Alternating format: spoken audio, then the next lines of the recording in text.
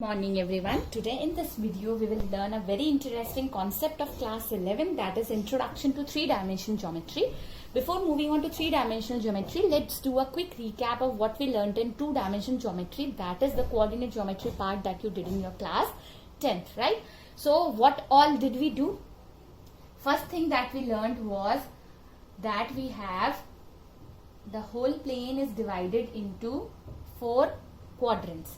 We said we have x, we have negative x, we have y, we have negative y. The center point was origin. The whole plane was divided into 4 quadrants. So we said we have the whole plane is divided into 4 quadrants. This was my first quadrant. This was my second. This was my third. This was my fourth quadrant. Right? Similarly, we had the sign notation for this. So this we learned that we have x, negative y and negative y. We said we have both the points positive. We said we have x negative, y positive. We said we have both negative. Then we said we have x positive, y negative. Right? This is all we said. Then further we know that if we have it like this is x and this is y. Then we used to say suppose my point is 2, 3. We used to say we have 2 over here and we have 3 over here. So this is how we used to find the location of point 2, 3. Horizontally 2 and vertically 3. Now if I extend it to like let's say 3-dimensional plane, how will it look like? So for 3-dimensional plane, I will have my whole system like this. We will have 3 axes perpendicular to each other. In fact, it is drawn like this. This is like this. So x, y and z. Over here, one more and very important point that I need to emphasize is I can say this horizontal as my x-axis, y-axis or z-axis. These x, y, z are not fixed. They keep on moving. Sometimes this can be x, sometimes this can be y and sometimes this can be z. Right? Whatever it is, accordingly the distances, the points are measured. So when we move into space, we want more points, we want length, breadth and height into picture, then there is a role of three-dimensional geometry. Let's have a close look at what thing.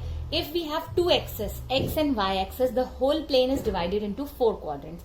Similarly, if I have x, y and z, 3 axes, just try to guess into how many parts the whole space will be divided.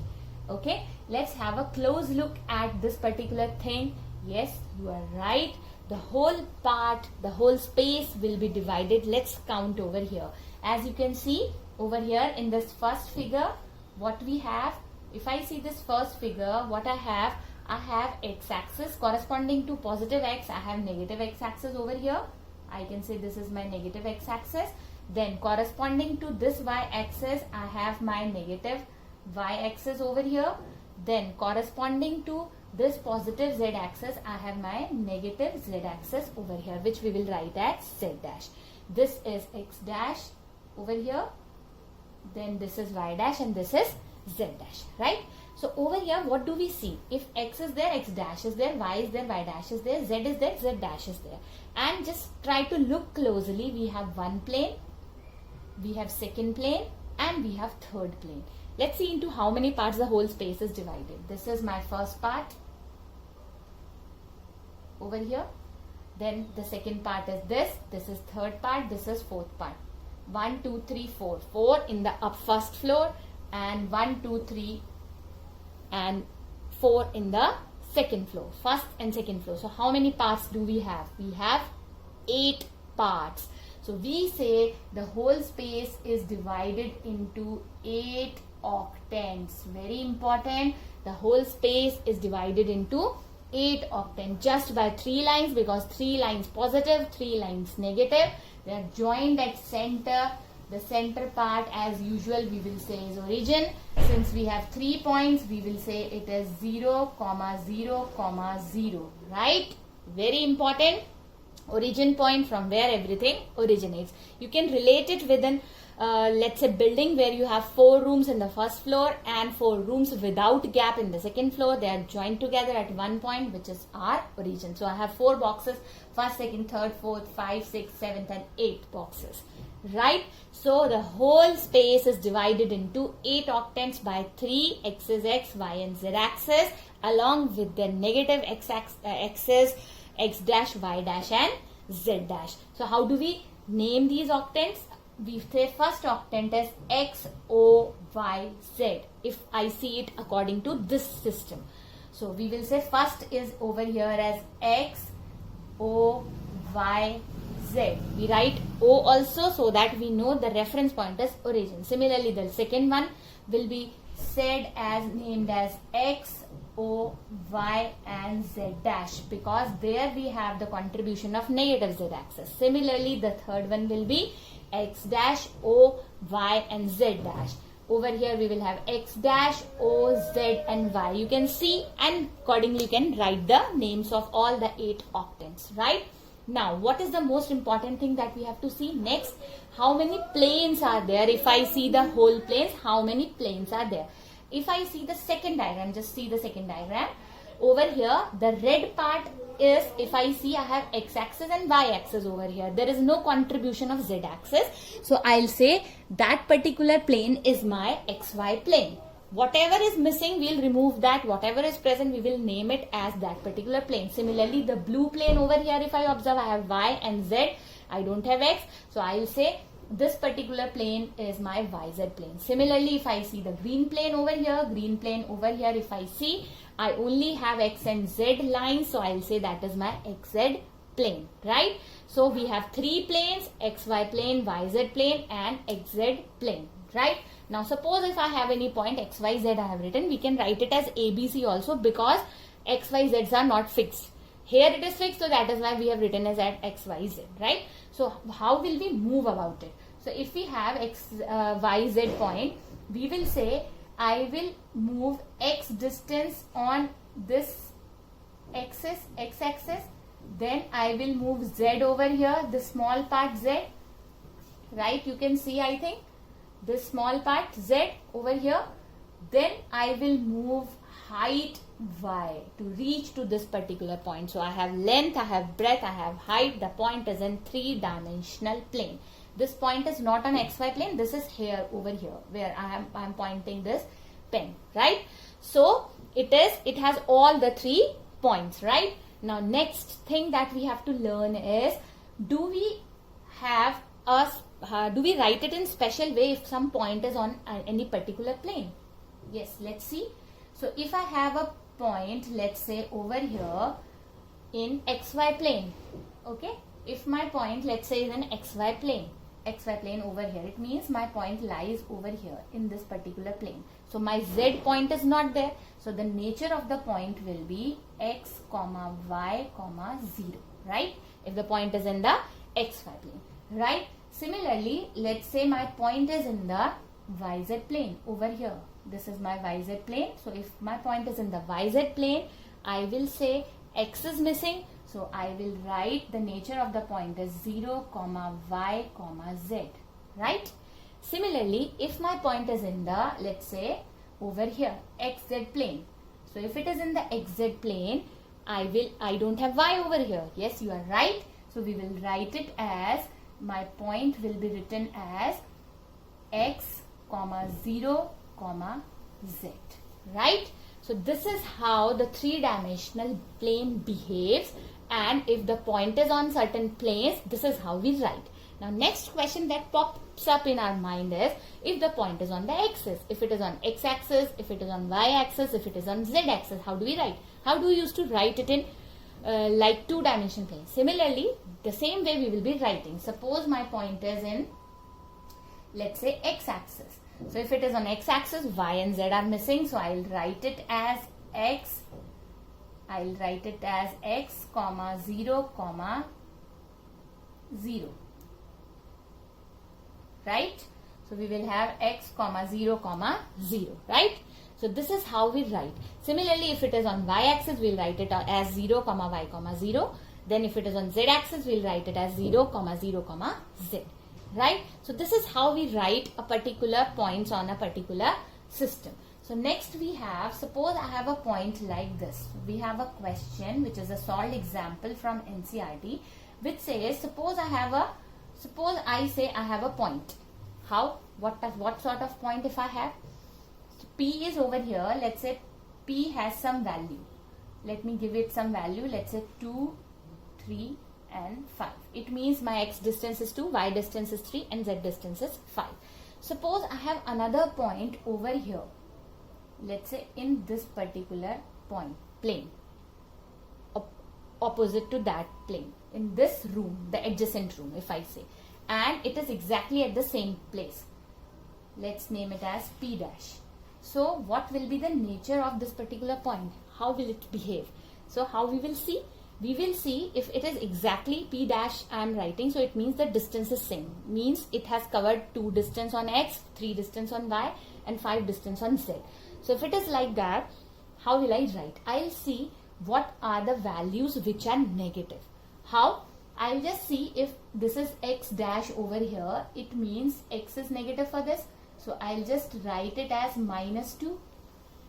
Y is same because it is upwards, so it will be 3.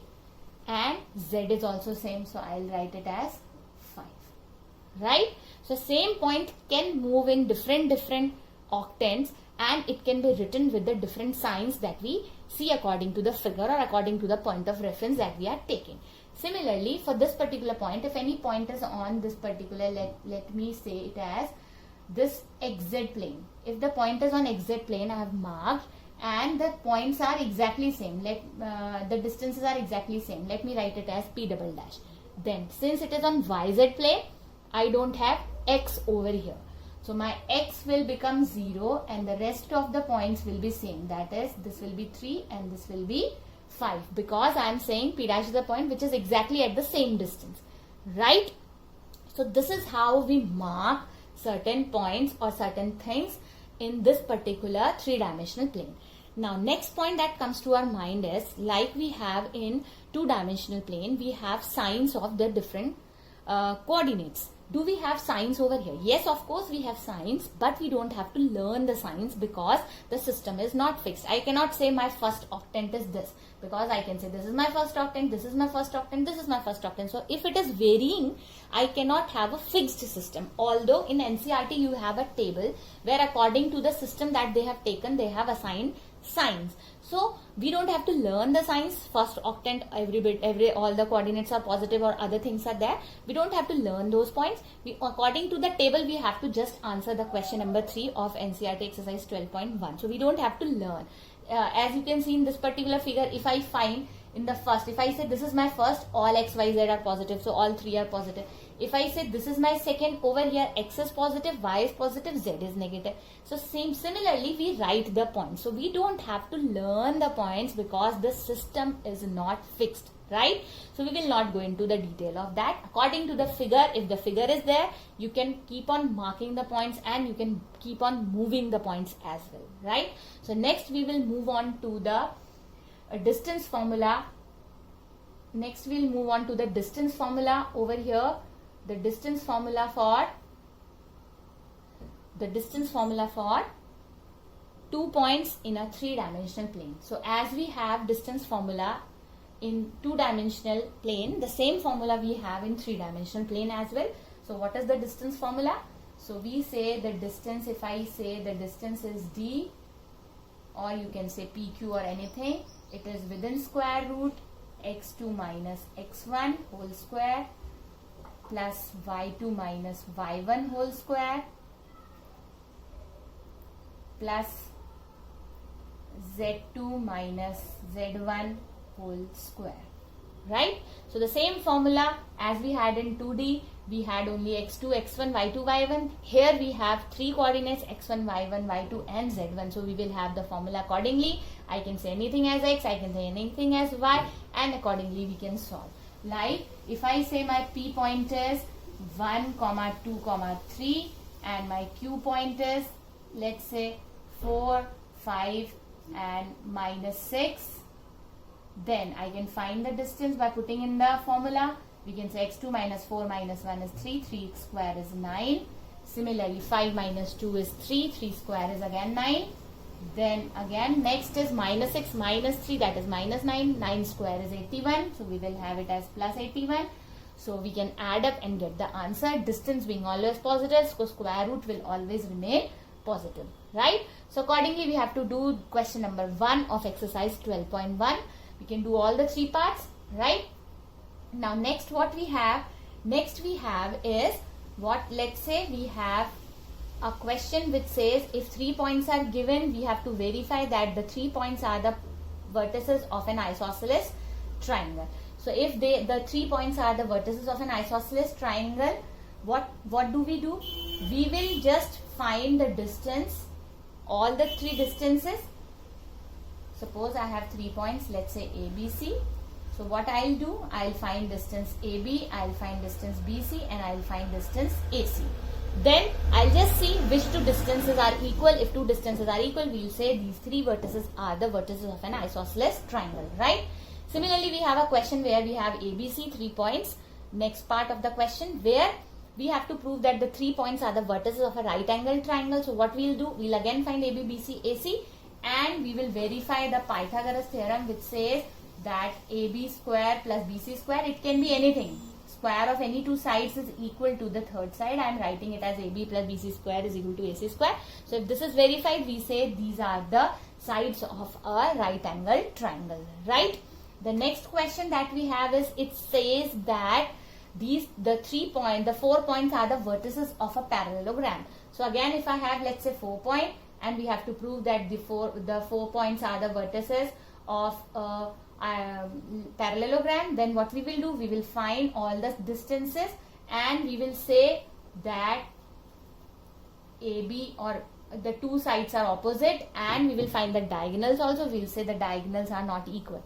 Even if we don't find the diagonals, then it's fine. If it is rectangle, then we have to find the diagonal for sure and say that the diagonals are equal, hence it is a rectangle, not a parallelogram. For parallelogram, I can simply say that the opposite sides AB, BC or AC, CD, AC, AD, or the 2 sides AB is equal to CD and AD is equal to BC. Hence, the vertices are the vertices of a parallelogram, right?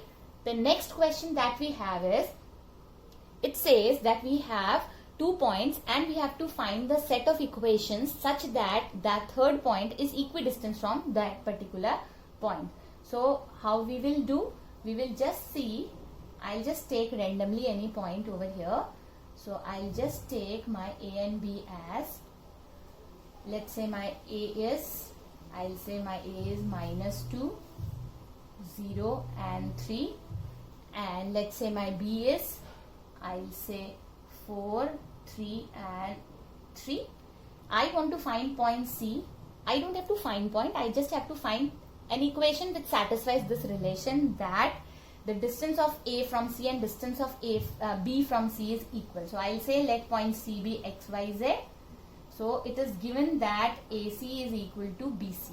So as in 10th also we used to do this for 2D. If AC is equal to BC, we know AC square is equal to BC square, right? So again we'll apply the distance formula. We will say this is x plus 2 whole square plus, we will say y minus 0 whole square plus z minus 3 whole square is equal to what? Next is x minus 4 whole square plus y minus 3 whole square plus z minus 3 whole square, right? So this equation we will solve. What do we observe? We have z minus 3 on both the sides, so I can cancel these two like this, and we will solve our equation. So how we will solve? I'll just solve it over here. So we will solve it like this. So this square is there. So we'll apply the formula a plus b whole square. So it will be x square plus 4 plus 4x, and this will be y square over here, left hand side, and the right hand side will be x square plus 16 minus 8x,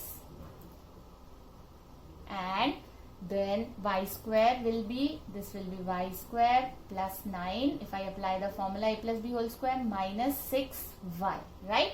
So now I can cancel x square and x square, I can cancel y square and y square. what is left over here? 8x will come to this side, so it will be 12x. This 6y will come to this side plus 6y. This 4 will go to that side. 16 minus 4 will give me 12. 12 plus 9 will give me 21.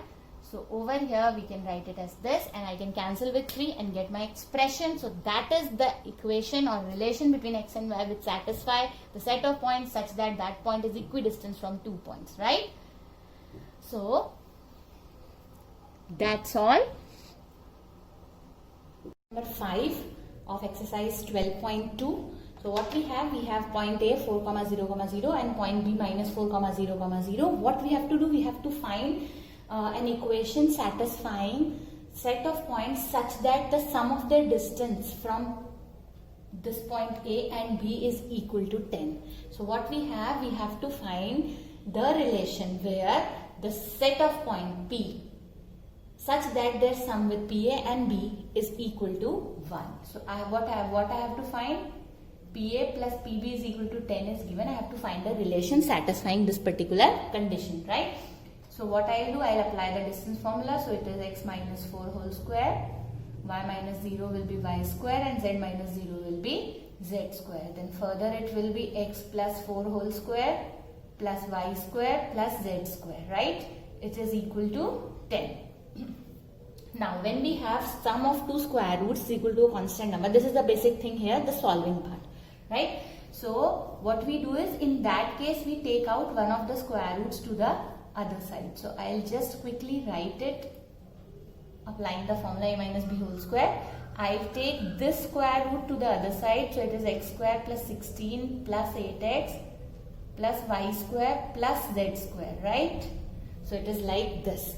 Now what I'll do, I'll write squaring both the sides, so it will be x square plus 16. Over here the square root will get removed, and here we will apply the formula a minus b whole square. So it will be 100 plus x square plus 16. For this the square root will be removed. For the other I'll write 2 minus 2ab, so it will be 20 under root of x square plus 16 plus 8x plus y square plus z square. So we will quickly cancel up the common terms. So x square 16, y square and z square will get cancelled. This 8x will come to this side, so it will be minus 16x minus 100, right? And this is over here as minus 20 under root of x square plus 16 plus 8x plus y square plus z square. This is the solving trick over here. This everybody has to remember. When we have sum of two square root is equal to a constant, we have to take one square root to the other side, and then we have to write the squaring both the sides. Because if I take both the square roots on one side and then I write squaring both the sides, I will have a complex square root in multiplication. With this, I'll again apply the squaring formula. Now I'll cancel it with 4. So this will be a negative sign also. 4x plus 25. This will be over here 5. And within square root, we have this whole expression, x square plus 16 plus 8x plus y square plus z square. Now what I'll do, I'll just write squaring both the sides again. So we will have this as 4x plus 25 whole square. This will be 25, and this will be x square plus 16 plus 8x plus y square plus z square. Now let's quickly open up the whole square, multiply with 25, cancel the terms and get an expression, right? So this will be 16x square plus 625 plus 25 into 4, 100 into 2, 200x, right? This is 25x square. Just multiply quickly, solve, cancel the term and get an expression. Keep on solving mathematics, because mathematics will give you the solution of all your problems. Be at home, be safe.